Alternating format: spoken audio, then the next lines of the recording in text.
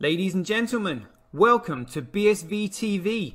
I'm your host Satoshi, and on this show we'll be defending the one and only, truly genuine Bitcoin. The Bitcoin that Satoshi Nakamoto designed in his white paper as a peer-to-peer electronic cash system for the world. Let's get the disclaimers out of the way. So all the statements that you hear on this show are opinion and must only ever be taken as opinion. They are never to be taken as any form of advice, family, financial, sexual or otherwise. And on that note, let's sit back, relax, have some fun and enjoy the show. Get paid for your content in Bitcoin and set your own fee on Streamanity. Yeah, I'm not surprised I wasn't asked why I'm convinced Craig is Satoshi. I posted on Reddit. He signed in my presence using the private key from block number one, the very first mined Bitcoin block.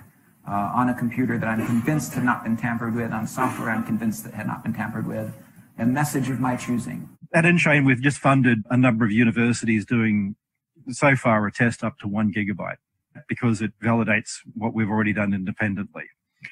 We've tested up to 380 gigabyte blocks. We've tested 1 million transactions a second and transaction sizes up to 20 megabytes.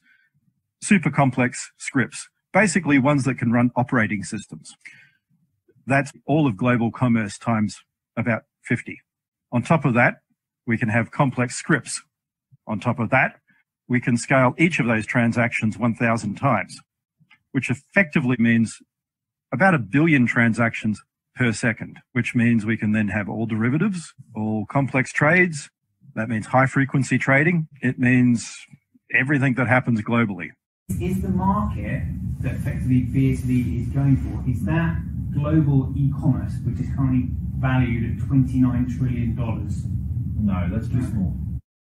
Buy and sell Bitcoin instantly at bsvgravity.com.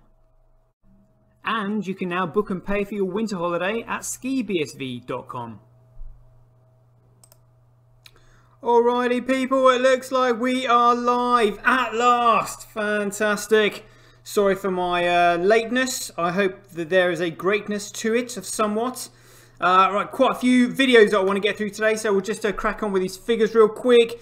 But for anybody tuning in for the first time, the reason we broadcast on Twitch is because YouTube have already taken down 2 of my channels. Then they were preventing me from editing my shows, then they were deleting episodes, and I was like, you know what, I'm giving up on this, gonna try something different. So now we broadcast live at 5 every day from wherever I am in the world on Twitch TV, upload the trailer onto YouTube, and then upload the fuller episode onto Streamanity, where you can set your own fee according to how you judge the quality of your content. Right, let's just crack on with the opener then for any newbies who are going to be asking lots of questions like, what is Bitcoin SV? What is Bitcoin? Well, we're just going to let the other people basically describe what it is for us. So give me 2 seconds, just bring up these lovely videos of mine. Here we go, show images, show videos. Here we go. So this is Bitcoin, according to Michael Saylor, absolutely loving the technology before Blockstream got their hands on it and effed it up. Take the floor, Michael Saylor. Here we go. I like Bitcoin the way it is. In fact, I love Bitcoin the way it is. And the way it's currently constructed, it is possible to put all $250 trillion of monetary energy in big blocks of encrypted energy on the blockchain. Maybe the Bitcoin will be 1 million. You can probably calculate $10 million of Bitcoin or something. Big blocks, $100 million chunks on the blockchain. It'll store all the monetary energy in the world, and it should store it for the next 100 years without losing any of it. There we go. Thank you very much, Michael. You heard it here. That is exactly what Bitcoin is capable of. But little does he know that Blockstream have got their claws into it, messed around with it, as we'll hear Peter McCormack say in a minute, and taken it under their control, which crashed its fundamental value to zero. So let's just listen to Samson Mao explaining that to us for himself. Take the floor, Samson. Here we go. Bitcoin was created by the central bankers that enslave you today. It is their scapegoat. How do you answer those, Max and Stacey? I think the evidence is clear that they do not control it. There's 10 years, almost 11 years now of track record. Yeah, Blockstream controls it. I'm sorry, go ahead. Who does? Blockstream. Oh, cue the nervous laughter. Oh, all right. I was looking at you when I said that. Were you really, Stacey? Yeah, I'm a block. I have a spy. I'm one of the spies. No, so this, it's an interesting. Now that there's. It certainly is an interesting. Now that there's a Max. So after Blockstream took Coolcoin under their control and crashed its fundamental value to zero by taking control of it, which means it's no longer a commodity and a security, another group of developers, led by Roger Ver, did exactly the same thing, because they want to make it non-regulatory compliant so that neither global trade or international commerce can use it. Now listen to Roger getting really excited about that fact. Take the floor, Roger. Here we go. I have a question here from Satoshi, defender of Bitcoin. He said, if a cryptocurrency is anonymous, like BCH, I don't think BCH is anonymous, but maybe there is something. Check out cashfusion.com and you combine that with reusable payment codes and you get Bitcoin Cash in the same sort of ballpark of privacy as Monero. It's really awesome. So you can check out Cashfusion. And I always get it wrong. I think it's .com, but it might be .org. So you can check both. Cashfusion.com. Thanks, Roger. I won't bother. Because if a cryptocurrency is anonymous, it means that there is nobody holding the anonymous creator to account, which means the system is centralized. And in order for it to be used as a credible medium of exchange, first of all, you have to send the value over, and then you have to prove that you've sent the value over. And you cannot do that if the details of the transaction have been deleted or mixed or fused with other transactions. So it is absolutely worthless. So on that note, let's have a listen to Satoshi Nakamoto describing Bitcoin and what his expectations are for it. Take the floor, CSW. At the end of the day, we own a lot of Bitcoin. The simple thing is, if we make the network scale, we make it bigger, my main compensation, more than anything anyone could ever pay me, is the price of Bitcoin goes up. So that's my pure drive. I want Bitcoin not to go up to 10,000 or 100,000. I want it to be worth millions per Bitcoin. That's it. And that's what we spend money for. Very simple. There we go.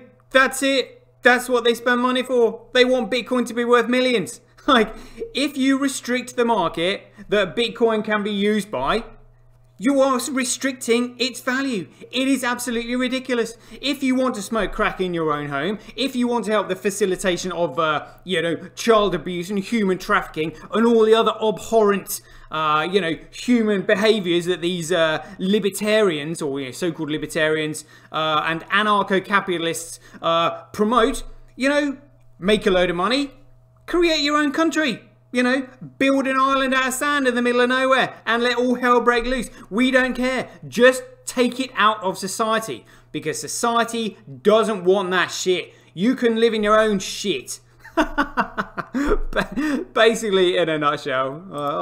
Honestly, these shit corners of shit for brains absolutely crack me up. And let's just remind ourselves of the coins that don't have any value whatsoever because they are securities, which is basically the entire market. And it pains me to say that literally the only other genuine digital commodity that doesn't have any credibility, although it's genuine, because Charlie Lee exit scammed the shit out of it, is Litecoin. Now, because he started it and he knew it was a piece of shit, he obviously had no expectation of it, apart from to expect to exit scam. So let's have a listen to Charlie Lee in his interview. In fact, I might be able to find another one with Charlie Lee with Mike Novogratz. Let's play this one. Hold on one sec. Let me just see if I can find this, because this is well worthy. Honestly, Litecoiners get so upset like when they hear the truth, because they can't handle the truth. Here we go. I've got it here somewhere amongst my. Oh, I got it. Here we go. You created Litecoin, right? So this has to be something like you're incredibly passionate about. Yeah, as most of you probably know, I kind of created it just for fun, right? Didn't really expect it to become anything. And I just remember the guy that founded Litecoin sold it all on the top. And I was like, dude, not great as the founder to unload everything literally on the high tick. Great as a speculator, but not as a community builder. Great as a speculator, great as a selfish sod, but like not as a community builder. Like honestly, like it has me in absolute hysterics. Absolute hysterics. Like, you know, unless I was actually here experiencing this for myself and seeing what was going on and understanding how just unbelievably stupid that these shitcoiners are, I would never have believed it. I was like, there's no way like any right-thinking person could be this dumb. Like, but it's true. It's just like, wow. And personally, I think this is the fault of fiat currency. Fiat currency, which loses value, has made people dumb because you get, you know, like people like having kids, for example, you know, for the benefit checks, for the social security checks. Now the kids put money in their pocket. Whereas suddenly when you have a real money, you know, the only people who are going to have kids are kids who are people who genuinely want children. Because like kids are going to cost money, like as they should do. You shouldn't just simply you shouldn't just simply view a kid as a meal ticket. You know, if you did, you're not going to give your kids the love, care, and attention that they deserve, and they're going to end up like, you know, really stupid, which is what has happened. Like, oh dear. So at least we might see the world turning back to you know, a few intelligent people if we're lucky, which would be nice. I should have said this. But let's just remind ourselves. What is it that shitcoiners say? Let's remind ourselves. What does the shitcoiners say? Hey, hey, hey. Hey, hey, hey. Oh, dear, that was my recordings. Brilliant. Right, let's check out these figures and see what is going up and down. So I'm not interested in these shitcoins whatsoever. We're just going to go over Bitcoin here. So we've got Bitcoin at 0.7% of the hash rate. Network nodes 2.6, transactions 29.7. The block size, look at this, 45%. So we've got some nice bits of data flowing through the chain there. Let's just spot the biggest block on Bcrash. Oh my god, Bcrash has got a 7.9 megabyte block. I mean, they're not in double figures, but I mean, they're over 5 megabytes. So that's really good for them, being like an total shitcoin. And Michael Saylor, here's your big blocks on a blockchain. Absolutely nowhere. Like, absolutely nowhere. Like a 1 megabyte restriction. Like, honestly, absolutely hilarious. All right, let's see what's going on at Bitcoin. We've got 4.6 and a 3.6. Is there no double figure blocks? Oh, it's the first time Bcrash has actually beaten us, I think, ever. Oh my god, like, on these columns though. But I mean, these remember, these are just every 10 minutes. So we'll just have a quick look, see what's been going on for the rest of the day, because I've seen some nice big juicy blocks on the chain. Let's have a quick look here. Here we go.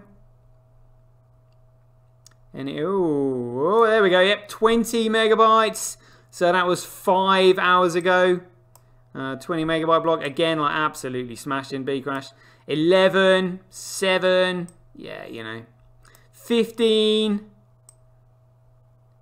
yeah, 26. That was 1 day ago. So, you know, well, we'll give him, we'll let him win for 24 hours because that's even though they're just pumping the bags and there's no value in what they're doing whatsoever, it's you know, they've got to win now and again. Be a little bit tight, wouldn't it, if we didn't give them something to celebrate on our way? So let's have a look at these graphs then. So we've got hash rate by network. Again, hash rate follows price, which follows value, which follows utility. Because when it has utility, it can then create value. When it has value, it can develop a price. When it develops a price, it can then be measured against the cost of other goods and services and be used as a medium of exchange, which is the entire point of Bitcoin in the first place. Proof of work by network, Coolcoin, Bcrash will just simply stop overnight.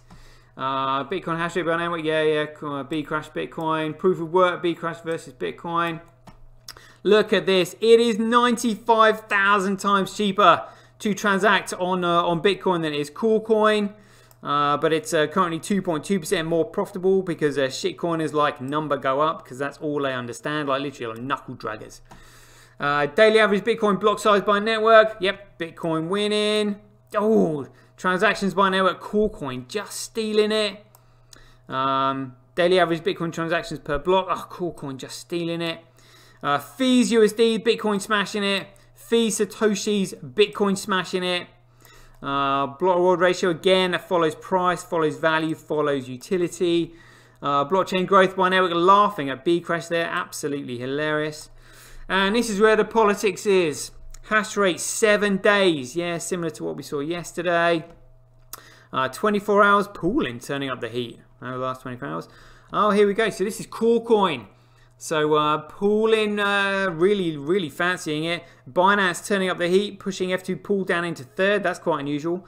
But then BTC.com down into 6th by the looks of it. Jeepers. Whoa, Bcrash. This is really quite funny. So we've got BTC.top, massive shitcoin enterprise. And then Ampool, BTC.com. As Ampool and BTC.com are both Bitmain. And Hathor on there for no other reason other than sheer spite. Absolutely hilarious. So, oh, look at this. Huobi versus Tau. Right, let's have a look at the Tau indicator. Is Tau on Coolcoin? No, they are not. Absolutely macking it. That's a huge indicator. A huge indicator of what's to come. But let's see if we've got any. We've got BTC.com and pooling. Pooling's on there. No F2 pool, but SBI Crypto's on there, and an SV pool. Mempool, Norpool. Oh, being squeezed out by the Mac Daddies, but at least they're on there. Good for them. Right, let's have a quick look at the blockchain working live in front of our very eyes. Check it out. So for any newbies who are watching this for the first time, in the top right hand corner, we have got transactions per second. Again, I was actually here and witnessed this when it was over 3,000 transactions per second. So if we look at this on the scaling test network, have a look at these figures. Here it is. Check it out. 3,987. So pretty much almost like 4,000 transactions a second on the mainnet is what I witnessed. I mean, absolutely phenomenal. These rectangular, vertical blocks moving across the top. These are the transactions being recognized by the nodes on the network. Now, despite what shitcoin is wanting to believe, as soon as 50% of the nodes pick up the transaction, that transaction is non-reversible. All it is just simply on its way to storage. So the transaction is still live, cannot be reversed, all the information is still contained in it. It is just simply going through a process so that somebody can compete for it and put it onto the blockchain. So, wow, look at this, all these transaction generators listed just below that. Then we have the transaction ID, the input, the output, the type and the op return. They're then thrown into the meme pool. Now, this is where they are effectively competed for well, they're in there for 10 minutes so that miners and payment processors can create a block, store all the transactions in a block, then put the block on the blockchain, as in post it to the blockchain, where they then win the Coinbase, which is currently 6.25 Bitcoin. Now, the Coinbase, the block reward gets cut in half every 210,000 blocks, which means eventually there will be no block reward at all, and that's by the year 2140. So these miners, these huge Bitcoin miners, have to find a way to fund their operations and pay their costs. So we're just going to, again, remind ourselves about how big these mining operations are. So we're going to type in Bitcoin mining. Here we go. Look at this, images. Absolutely just loving looking at these images. You know, I mean, these are just absolutely gargantuan mining operations. And the reason it's worth reminding ourselves about just how big these mining operations are is because they are not just mining operations. This is the decentralized network that the entire world will run on, being built in front of our very eyes. Literally, because data is too precious to lose. Why would you want to upload your family photos and wedding videos to a corporate server who can just simply delete them on a whim? Like, you wouldn't. You want to upload them onto a decentralized, distributed network so that there is no single central point of failure, so that that data is safe. You control it. You own it. No one can delete it, but you can just simply choose who you share it with. So again, the transactions are private. The transactions are recognized by the hash numbers, as in, like, you can see the transaction going up onto the blockchain, but people cannot see the data within it. That's privacy. You know, and then if for example there are you know, naughty images that have been uploaded onto the chain, like, you know, revenge in marriages and all that kind of stuff, well, you know, law can be applied, and those whatever, you know, the material that's been uploaded can be filtered out so that no one else can see it, and you can see anybody else who might be trying to access it. They will be tracked and traced. So that's why it incentivizes good behavior, because you will get caught, as all these you know, criminals are learning the hard way at the very moment. But yeah, so it's these it's those images that you just saw of these mining farms that are supporting all this data that is on chain. So in this 20 megabyte block, in the highlighted rectangle below, you can see the hash number, the block height, who it was mined by, the size, the time, the date, the transaction count, and the total fees in the block. So in that block there, you can see that there is $4.60 worth.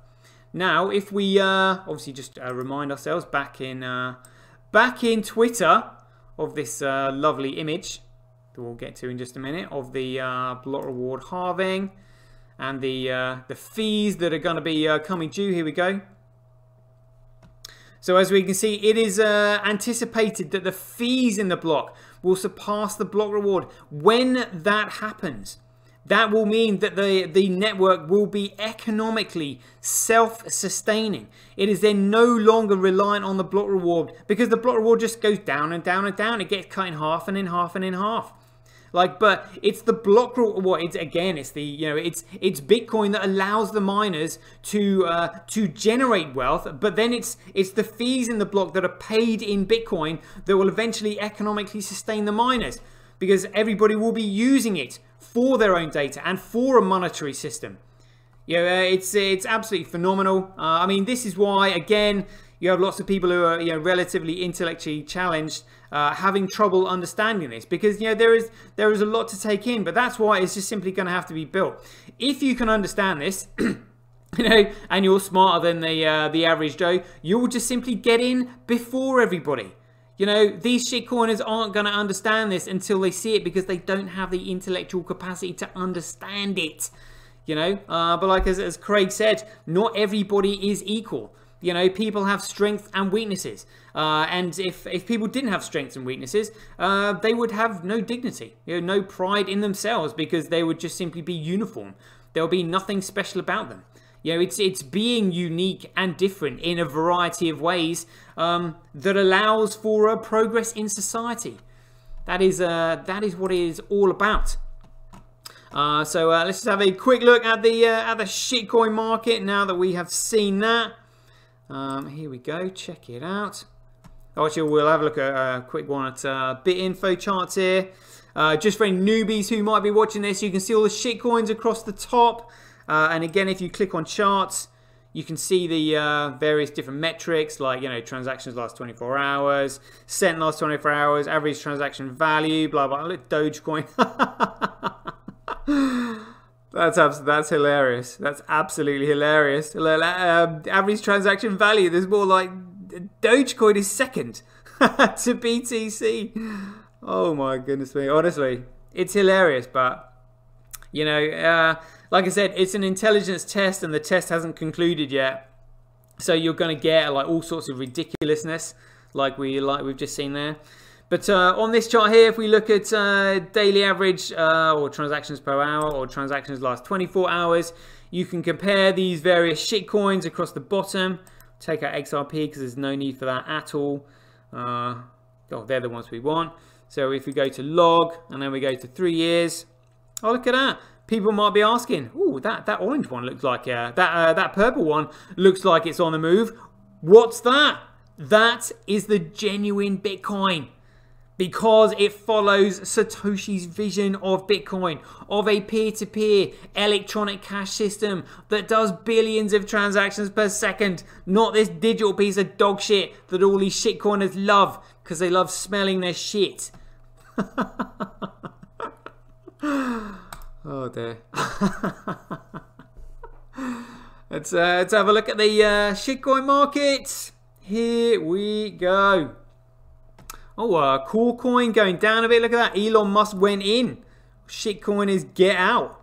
Oh, the rest of it's in the green. Binance coin, again, like people trading. They have no idea that Binance coin is a security, which just means that it's entirely dependent on Binance. If Binance gets shut down, if it runs out of liquidity, if it goes bust, Binance coin goes with it. It is fundamentally worthless. It's all in the green for these. Oh, yes, that's what we like. In the red, thank you very much. Come on down. That's what we like. Good, good. Got money coming in. Need price go down. So get better value for money. Yes, please, because the price bears no resemblance to the value whatsoever. The price is purely speculative, and as we know, the market doesn't have a clue. Because if they did, Bitcoin would already be worth like millions of dollars by now. But instead, we've got like $1.3 trillion of just like absolute shit in the market, and only 3.9 billion of that is genuine. So being 1.3, is that one? Yeah, 1.3 billion, or is that? Would that be one? That would be 1,360 billion. So that's six. So crikey, yeah. So it's 0.003 of a trillion that is genuine. So it's less than 1%. You know, it's crazy that is literally the only genuine value that's in the entire market. So we'll leave it there for the trailer, because there's some videos that I want to get through today. But just before we do that, I've been changing my videos today, you know, mixing things up a little bit, and I've got here a clip which should encourage you to just, you know, be more tech savvy and stuff like that. So this was a lawyer in a Zoom meeting who had a filter on that was turning him into a cat. And because he's a lawyer, he actually felt like he had to explain to these people in the meeting that he wasn't a cat. But he didn't know how to get the filter off. Like, honestly, this is absolutely hilarious. Have a listen to this. Ponton, I believe you have a filter turned on in the video settings. You might want to take we're trying to. Can you hear me, Judge? I can hear you. I think it's a filter. It is, and I don't know how to remove it. I've got my assistant here. She's trying to, but I'm prepared to go forward with it. I'm here live. I'm not a cat. Yes, I'm here live. I'm not a cat. Oh dear, absolutely hilarious. Right, so this is well worth a look at, and a reminder. Actually, we'll just go a go over a few of these things here. I mean, this is just absolutely hilarious. This was so this was back on April 12th. Pompilano saying here, enlarge that picture. Look at this. It goes, every exchange should delist BSV simultaneously on May 1st in a sign of solidarity behind the only Bitcoin that ever mattered. Yeah, which is Satoshi's vision of Bitcoin, you fool. This community is the responsibility of the people. Sometimes we must do the hard thing, not because it's easy, but because it's right. Really? Well, you know, do you not think that Blockstream should not have segregated the signatures because they play such an integral part in Bitcoin being a commodity and not some centralized piece of shit, you fool? Like, dear oh dear. You know what I mean? It's not like Blockstream kept SegWit a secret. Do you know what I mean? All you've got to do is type in Blockstream SegWit on Google and it comes up. In fact, we'll even do it. Look, Blockstream SegWit. Here we go. The status of SegWit. Blockstream.com. Myths about SegWit debunked. We know that's going to be a load of shit. But SegWit is even in Wikipedia. Look. This is what it says. Segregated witness. They have segregated the signatures. You know, and it's the signatures that hold everybody to account. It's like signing a contract, ripping off the signatures at the bottom and saying, don't worry about it. We'll store the contract in this filing cabinet and we'll store the signatures in that filing cabinet. But because the filing cabinets are in the same room, that's all right. Like, it is absolutely not all right. If that signature does not have, if that contract does not have those signatures on it, it has not been signed and means absolutely jack shit is what it means. But anyway, let's crack on with this Peter McCall. I mean, this literally, you know, I was fascinated by this. So we're actually just going to watch this, and I'm going to you know, talk about it as we're going through it, because I mean there are some absolute gems in this. Here we go. Right, peeps, been going for 1 hour 7 minutes, or 8 minutes coming up. Hope you enjoyed the show, and as ever, be aware, take care, stay safe out there. Joy given. Same time tomorrow. Catch you later. Get your tweet etched on Twitch, forever on the Bitcoin blockchain. Do it today at www.jointwitch.com. BuyBSV.live, the best place to buy Bitcoin SV online.